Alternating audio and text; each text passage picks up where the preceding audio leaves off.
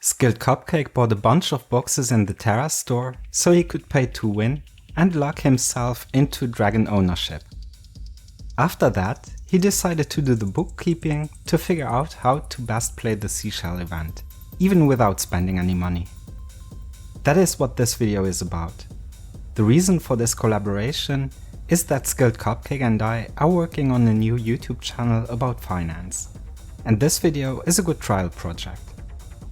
We plan on uploading our first video on the finance channel in a couple of months. I will let you guys know when it's up, so you can check it out if you want.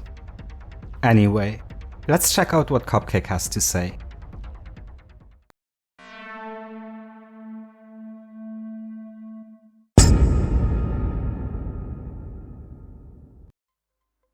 There is an event going till the 23rd of September called Seeking Seashells by the Seashore.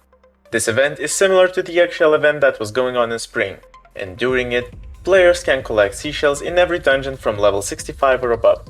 The seashells that drop are all level 1, but right-clicking them gives a chance to upgrade them to a higher level.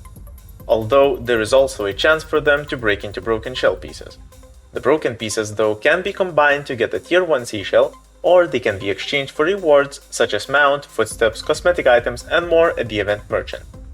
Higher level seashells also have a chance to upgrade a few levels at once or downgrade.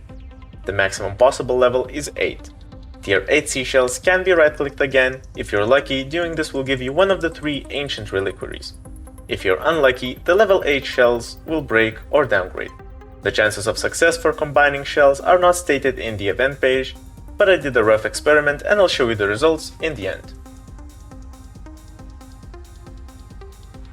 Now, this is great, but why bother with the event? Well, higher level seashells can be combined together using a runestone of the same level. The runestones can be bought at the Vanguard Initiative merchant. Combining shells with the runestone is guaranteed to give you a reward box or arcane reliquary as they are called in this event. There are 3 different levels of reliquaries, and each one gives CORALLIUM as a reward, but more on it in a bit. Arcane Reliquary of the Duskhaven can be obtained by combining 8 tier 3 seashells or 6 tier 4 seashells. The Duskhaven box gives 5 CORALLIUM and 1 additional reward from a predetermined loot table. To see the additional rewards for each reliquary, visit the event page on the Gameforge website or in the game launcher. The link to the website will be in the description below. Arcane Reliquary of the Silver Wave require 7 tier 5 or 4 tier 6 shells. It gives 10 CORALLIUM and 1 random reward from the Silver Wave loot box table. To get an Arcane Reliquary of the Golden Sun, you'll need 7 tier 7 or 4 tier 8 seashells. It gives 40 CORALLIUM and of course an additional reward. All reliquaries grant a reward of some CORALLIUM, but what can it be used for? It's a new event-only token that can be exchanged for various rewards. Visit a merchant in the north of Serpentis Isle to exchange the tokens.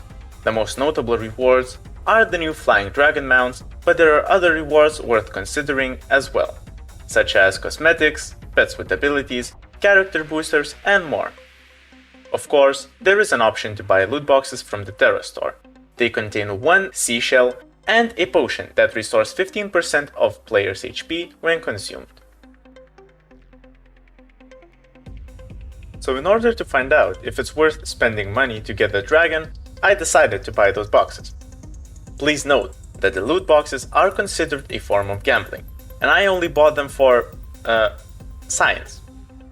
Since it's all RNG, the results will vary. I decided to buy 100 boxes and open all of them.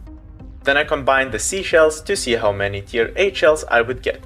Next I combined 16 broken shell pieces to get the tier 1 shells, and while upgrading shells I kept track of the failure rates. It does seem that upgrading from tier 1 to tier 2 has a quite high chance, but it decreases with each tier.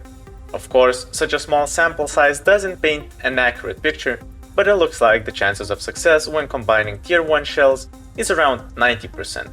While upgrading from tier 7 to tier 8 seems to have around 40% chance of success.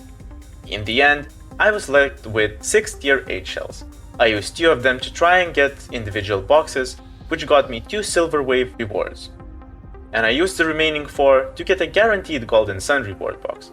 I was lucky enough to get a Xinglong Dragon mount from the Golden Sun box on my first try. Now, being lucky and getting the Dragon mount from a box is one thing, but you can also farm Corallium and buy the Xinglong mount or other rewards directly from the event merchant. For a Dragon mount, you'll need at least 900 Corallium. And using the numbers from before, we have different chances to get each box, and for that I made a simple table.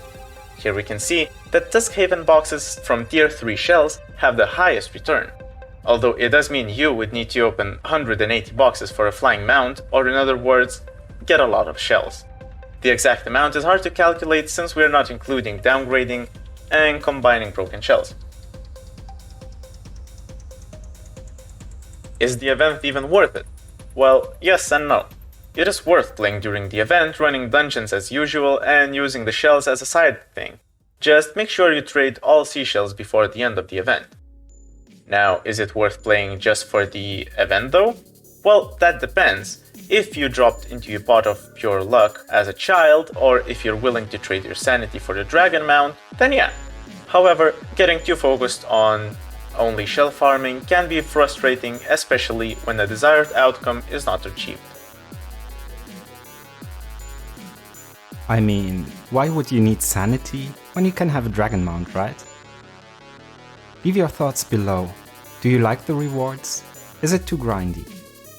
Make sure to also leave a like if you enjoyed this video, or if you didn't enjoy it but it was still helpful. I will let you guys know when the finance channel is ready, so you can check it out if you want some tips on how to manage your personal finances from a finance nerd, aka Cupcake.